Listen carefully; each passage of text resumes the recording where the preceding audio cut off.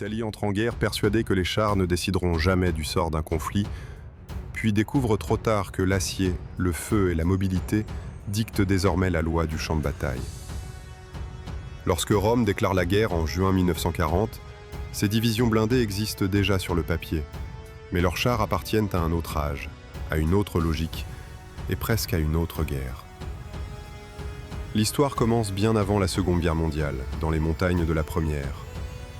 Pour les états-majors italiens, le char est longtemps perçu comme un engin inutile, incapable de manœuvrer sur les routes étroites, les cols escarpés et les ponts fragiles du nord du pays. Cette conviction façonne toute la pensée militaire de l'entre-deux-guerres. En octobre 1916, l'Italie demande à la France un char Schneider pour étude. Puis en 1917, le teste sans réelle intention de produire un équivalent national. En 1918, Fiat présente pourtant un monstre impressionnant, le Fiat 2000, lourd, haut, lent, mais puissamment armé. Les généraux le regardent, puis le rejettent. Dans les montagnes, une forteresse roulante ne sert à rien. Le véritable modèle qui séduit Rome vient de France. Le Renault FT, petit, maniable, capable de franchir des chemins étroits, correspond parfaitement à la vision italienne. La licence est achetée et donne naissance au Fiat 3000. C'est le premier vrai char italien produit en série, mais la guerre est déjà terminée. Lorsque la production démarre réellement au début des années 20, l'urgence a disparu et l'Italie se contente d'un parc minuscule. Pendant plus d'une décennie, ce char reste pratiquement seul en service, attribué à l'infanterie comme simple appui mobile, sans doctrine d'emploi indépendante. Dans les années 20, l'état-major italien estime toujours que la cavalerie et l'infanterie méritent l'essentiel du budget. Les chars reçoivent des miettes. Les théories étrangères sur la guerre mécanisée sont connues, lues, mais jamais prises au sérieux. Selon Rome, la future guerre se jouera dans les Alpes, et en Afrique, les contraintes logistiques empêcheront toute grande bataille blindée. Cette certitude va coûter cher. À la fin des années 20, une mission italienne se rend au Royaume-Uni. Là-bas, elle découvre non seulement des chars plus modernes, mais surtout un concept qui fascine immédiatement les décideurs italiens. La tanquette. Petite, légère, simple, capable de passer partout. La car de N. Lloyd britannique devient la base du futur Carro Veloce italien. Peu importe l'absence de canon, la faiblesse du blindage ou l'équipage réduit, l'essentiel est ailleurs. Le véhicule doit rouler sur une piste de montagne et franchir un pont fragile. Le reste est secondaire. Ainsi naissent les L-29, puis surtout les L-33 et L-35. Ces machines deviennent l'épine dorsale des forces blindées italiennes. Elles sont produites par milliers, intégrées à la cavalerie, à l'infanterie motorisée, utilisées comme chars, véhicules de reconnaissance, tracteurs improvisés. Sur le papier, l'Italie possède une force mécanisée. En réalité, elle accumule des engins incapables d'affronter des chars armés de canons. Pendant ce temps, le monde change. L'Allemagne forme des divisions blindées modernes. La France accélère sa production. Le Royaume-Uni sort de son immobilisme. Rome observe, hésite, puis décide enfin de créer de véritables divisions blindées à la fin des années 30. Les structures apparaissent rapidement, avec infanterie motorisée, artillerie et unités antiaériennes. Mais il manque l'essentiel. Les chars n'existent pas encore. Lorsque l'Italie lance son programme de réarmement, le temps lui manque déjà. En juin 1940, convaincu que la guerre sera courte et que les alliés de l'Allemagne s'effondreront rapidement, Rome se lance dans le conflit. Ses chars s'apprêtent à combattre dans les Alpes, en Afrique, bientôt dans les Balkans, avec une doctrine dépassée et des machines conçues pour une guerre qui n'existe plus. Lorsque les chars italiens entrent enfin en action, ce n'est pas dans les vastes plaines rêvées par les théoriciens étrangers, mais dans des conditions qui exposent immédiatement toutes leurs faiblesses. En juin 1940, 9 bataillons de chars légers sont engagés contre la France à travers les cols alpins. Les petites machines L3 avancent lentement sur des routes étroites, sous la neige, sous le feu de l'artillerie française, et se retrouvent très vite piégées par des obstacles simples mais mortels. Les ingénieurs ouvrent des passages, les équipages avancent, puis les chars s'emmêlent dans les réseaux de barbelés et sautent sur des mines. Plusieurs véhicules sont abandonnés sur place, incapables d'être réparés ou récupérés sous le feu. Les combats sont limités, la France capitule rapidement, Mais pour les équipages italiens, le signal est déjà clair. Ces chars ne sont pas faits pour affronter une défense moderne, même improvisée. En Afrique du Nord, la situation devient bien plus brutale. Quelques jours après l'entrée en guerre de l'Italie, une colonne italienne est attaquée par des véhicules blindés britanniques et 2 chars de croisière. En quelques minutes, toutes les tankettes italiennes sont détruites. Les mitrailleuses ne percent rien, les équipages n'ont aucune chance de riposter, et les moteurs surchauffent après quelques kilomètres de marche. La guerre mécanisée n'a rien à voir avec les exercices et les défilés. Ici, la vitesse, le canon et la fiabilité décident de tout. Pourtant, Rome persiste.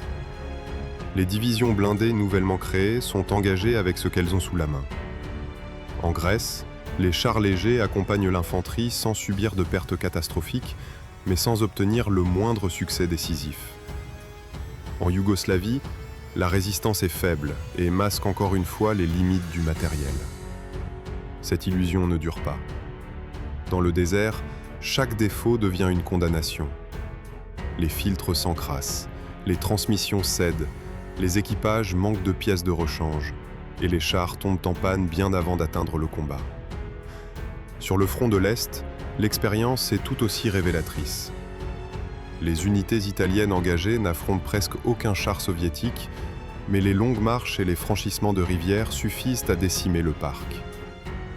Des véhicules sombrent dans les fleuves, d'autres sont abandonnés au bord des routes. À l'automne, il ne reste qu'une poignée de chars en état de rouler. La guerre moderne ne pardonne pas la fragilité mécanique. Face à cette réalité, l'état-major tente de s'adapter sans remettre en cause ses choix fondamentaux. Les chars légers sont recyclés dans des rôles de reconnaissance et de réserve mobile. De nouvelles unités appelées groupes de reconnaissance blindés sont créées, combinant chars légers, automoteurs et véhicules antiaériens. En théorie, ces formations doivent éclairer les divisions et exploiter les percées. En pratique, elles servent surtout de force de colmatage, envoyées là où la situation devient critique. Le problème est simple et insoluble à ce stade. Les chars légers italiens sont déjà dépassés au moment même où ils sont produits en masse. Leur blindage est insuffisant, leur armement incapable de faire face aux chars ennemis et leur fiabilité médiocre dans des environnements extrêmes. Pourtant, ils continuent d'être utilisés faute de mieux. Les généraux le savent, mais les usines tournent, les chiffres rassurent et l'espoir demeure qu'un nouveau modèle changera enfin la donne. Pendant ce temps, les adversaires progressent. Les Britanniques renforcent leurs unités blindées, introduisent de nouveaux chars, améliorent leurs tactiques. Les équipages italiens, eux, affrontent la guerre avec des engins conçus pour escorter l'infanterie, pas pour survivre à un duel blindé. Chaque bataille révèle un peu plus l'écart entre les ambitions affichées et les moyens réels. À la fin de l'année 1940 et au début de 1941, il devient évident que la solution ne peut plus venir des chars légers. Les pertes, les abandons et les échecs opérationnels s'accumulent. L'Italie a besoin de chars capables de combattre d'autres chars, pas seulement d'impressionner lors des manœuvres. C'est dans cette urgence, sous la pression du désert et des défaites, que Rome se tourne enfin vers une autre voie, celle des chars moyens, espérant rattraper en quelques années un retard accumulé depuis des décennies. La réponse italienne prend forme dans l'urgence et sous pression. Les chars moyens apparaissent non pas comme le fruit d'une vision cohérente, mais comme une tentative de rattrapage accéléré face à une guerre qui avance plus vite que les bureaux d'études. Le premier à entrer massivement en service est le M1340. Sur le papier, il marque une rupture. Un canon de 47 mm, enfin capable de percer les blindages ennemis à courte et moyenne distance, un équipage de 4 hommes, un blindage plus épais que celui des chars légers. Pour beaucoup d'officiers italiens, ce char représente enfin l'accès au monde des blindés modernes. La réalité du terrain est plus cruelle. En Afrique du Nord, les premières unités équipées de M1340 sont engagées à l'automne 1940. Les équipages découvrent rapidement que le char souffre de défauts structurels graves. Le moteur diesel, choisi pour réduire les risques d'incendie et simplifier la logistique, manque de puissance. Dans le sable, la vitesse chute brutalement. Les boîtes de vitesse cassent, les embrayages brûlent, et les pannes immobilisent des sections entières sans combat. Le blindage riveté, censé protéger l'équipage, se révèle dangereux. Sous l'impact d'un obus, même sans perforation, les rivets se détachent et transforment l'intérieur du char en piège mortel. Sur le plan tactique, les problèmes s'accumulent. Les chars italiens sont souvent engagés par petits groupes, dispersés, sans coordination avec l'infanterie ou l'artillerie. Les radios sont rares et peu fiables. Les ordres passent par fanions ou messagers, ce qui devient suicidaire face à des adversaires capables de manœuvrer rapidement. Lors des affrontements contre des chars britanniques mieux coordonnés, le M1340 peut parfois détruire son adversaire. Mais il est presque toujours pris à partie par plusieurs véhicules à la fois. La supériorité numérique et tactique annule les rares avantages techniques. L'Italie tente alors d'améliorer ce qu'elle peut. Le M1441 apparaît avec un moteur légèrement plus puissant et quelques modifications internes. Ces améliorations restent marginales.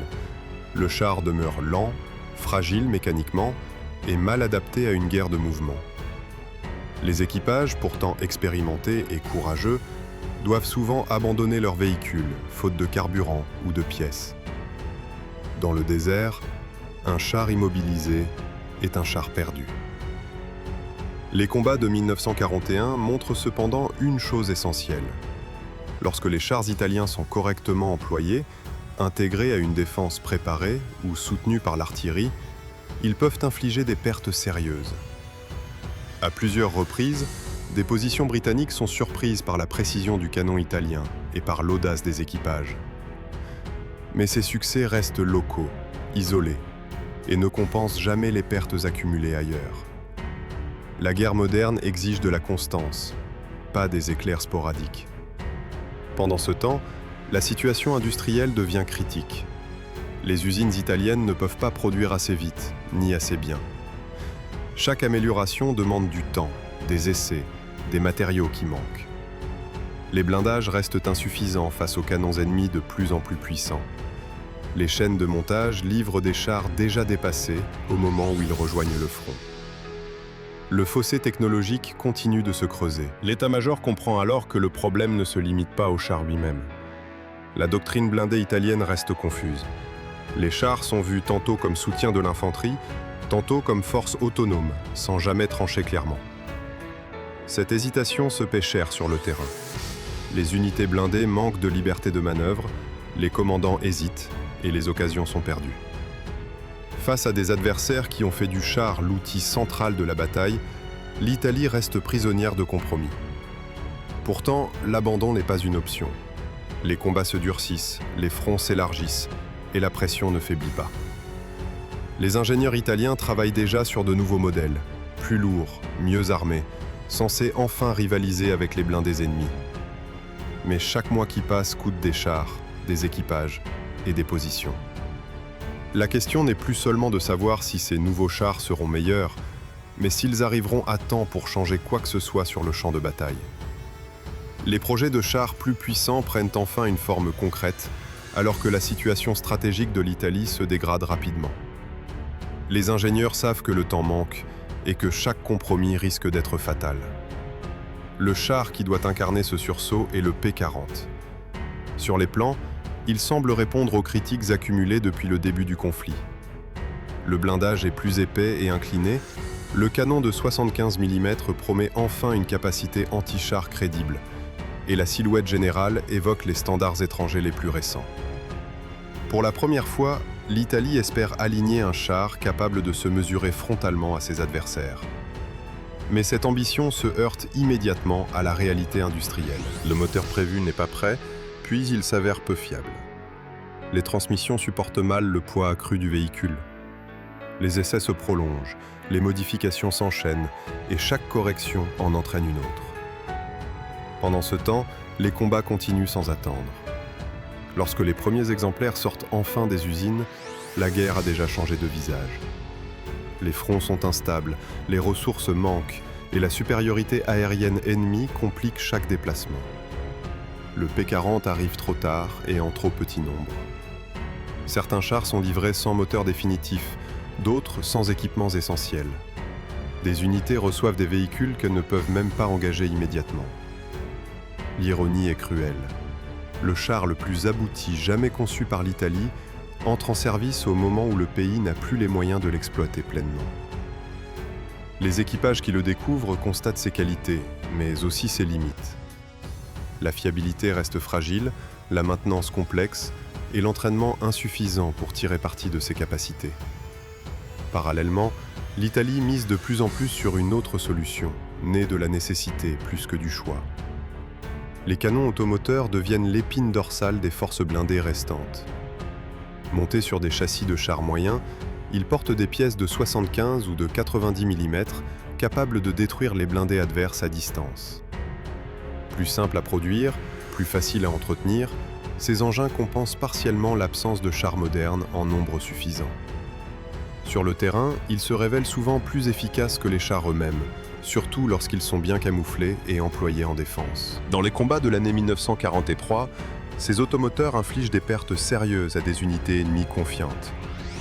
Ils apparaissent soudain, frappent, puis disparaissent avant que la riposte ne s'organise. Mais là encore, le succès reste fragile. Sans couverture aérienne, sans carburant abondant, sans réserve mobile, même les meilleures positions finissent par céder. La supériorité matérielle et logistique adverse écrase progressivement toute résistance. Les équipages italiens continuent pourtant de se battre avec une détermination qui contraste avec les moyens mis à leur disposition. Beaucoup savent que leur matériel n'est pas à la hauteur, mais l'abandon n'est pas une option. Dans certaines unités, les chars et les automoteurs sont utilisés jusqu'à l'épuisement complet. Les pièces sont démontées sur des véhicules hors d'usage pour maintenir les autres en état. Chaque engin opérationnel devient précieux, presque irremplaçable. Lorsque la situation politique bascule, les forces blindées italiennes se retrouvent fragmentées. Certains chars sont sabotés pour ne pas tomber intacts aux mains de l'ennemi, d'autres sont saisis et réutilisés. Le P-40, symbole d'un espoir tardif, combat parfois sous des couleurs qui ne sont plus celles prévues à l'origine. Le destin de ces véhicules illustre l'échec d'une stratégie industrielle incapable de suivre le rythme d'une guerre totale. À ce stade, la question n'est plus de savoir si l'Italie peut rattraper son retard, mais comment elle en est arrivée là. Les chars italiens n'ont jamais manqué de courage derrière leur blindage, mais ils ont constamment souffert de décisions prises trop tard, de compromis techniques imposés par l'urgence et d'une vision hésitante de la guerre mécanisée. Les derniers combats montrent que même un bon véhicule ne peut rien sans une structure capable de le soutenir durablement. La fin approche sans laisser de place aux illusions. À partir de l'automne 1943, les chars italiens ne sont plus un instrument stratégique, mais les témoins d'un effondrement accéléré. Les unités encore équipées combattent dans un contexte chaotique, sans continuité de commandement, avec des ordres parfois contradictoires et des lignes de front qui changent d'un jour à l'autre. Les blindés disponibles sont dispersés, employés là où il reste une chance de retarder l'inévitable, souvent dans des combats défensifs improvisés. Sur le sol italien, les affrontements prennent un caractère particulier. Les combats ne ressemblent plus aux grandes manœuvres du désert, ni aux percées espérées par la doctrine initiale. Les chars sont utilisés en soutien direct de l'infanterie, dans des villes, des collines, des routes étroites où chaque virage peut devenir un piège. Les équipages doivent composer avec le manque de carburant, l'absence de pièces de rechange et une supériorité aérienne ennemie écrasante. Le blindé cesse d'être un outil de mouvement pour devenir un point d'appui mobile, parfois sacrifié pour gagner quelques heures. Certains équipages choisissent la destruction volontaire de leur matériel lorsque la capture devient inévitable. D'autres continuent le combat dans des conditions extrêmes, conscients que leurs chances de survie sont faibles. Les chars encore opérationnels sont parfois regroupés en petites formations hétérogènes, mélangeant modèles anciens et véhicules plus récents, sans réelle cohérence tactique. Cette improvisation permanente devient la norme. La guerre mécanisée italienne se termine non pas par une grande bataille décisive, mais par une succession de combats fragmentés, souvent oubliés. Les véhicules capturés connaissent des destins variés. Certains sont remis en état et utilisés par d'autres armées pour des tâches secondaires, d'autres servent à l'entraînement ou à la sécurité arrière. Leur valeur militaire réelle est désormais limitée, non seulement par leurs caractéristiques techniques, mais par le contexte dans lequel ils apparaissent. Le char italien, conçu pour un type de guerre qui n'a jamais eu lieu, finit par servir dans un conflit qui lui est totalement étranger. Ce crépuscule n'efface pourtant pas l'expérience accumulée. Les ingénieurs, les mécaniciens et les équipages ont appris dans la douleur ce que signifie la guerre industrielle moderne et la nécessité d'une cohérence entre doctrine, production et emploi opérationnel. Chaque échec technique a mis en lumière un problème plus profond: l'absence de vision à long terme, la sous-estimation de l'adversaire et la difficulté à accepter des solutions venues de l'extérieur. Le refus répété d'adopter des standards plus performants, par orgueil ou par pression industrielle, a coûté des années cruciales. Avec le recul, il devient évident que le principal ennemi des chars italiens n'était pas seulement le blindage adverse ou les canons ennemis, mais le temps. Trop de projets sont arrivés tard, trop de décisions ont été prises lorsque les conditions avaient déjà changé. Même les modèles les plus prometteurs n'ont jamais eu l'occasion d'être produits à une échelle suffisante pour peser réellement sur le cours de la guerre. La fragmentation des efforts, la multiplication des variantes et l'absence de priorité claire ont dilué les rares succès. Les équipages, eux, ont souvent compensé ces faiblesses par leur engagement. Dans des conditions défavorables, ils ont exploité au maximum ce que leur machine pouvait offrir, parfois au prix de lourdes pertes. Leur expérience montre que la valeur d'un char ne se mesure pas uniquement en millimètres de blindage ou en calibre de canon, mais aussi dans la manière dont il est intégré à une force cohérente. Sans logistique fiable, sans doctrine réaliste et sans soutien interarmes, même le meilleur blindé reste vulnérable. Ainsi se referme l'histoire des chars italiens de la Seconde Guerre mondiale. Une histoire marquée par des débuts hésitants, des choix doctrinaux rigides, des sursauts tardifs et une fin désordonnée. Elle illustre parfaitement ce qui arrive lorsqu'un pays entre en guerre sans être prêt, en espérant rattraper son retard en cours de route. La technologie seule ne suffit pas. Sans préparation globale, sans adaptation rapide et sans décision courageuse prise au bon moment, elle devient un effort inutile. Les chars italiens n'ont pas perdu parce qu'ils étaient condamnés dès leur conception, mais parce qu'ils ont été engagés dans une guerre que l'Italie n'avait ni anticipée, ni organisée à l'échelle nécessaire. C'est là la principale leçon. Dans un conflit moderne, l'improvisation coûte plus cher que l'erreur, et le retard se paie toujours, tôt ou tard, sur le champ de bataille.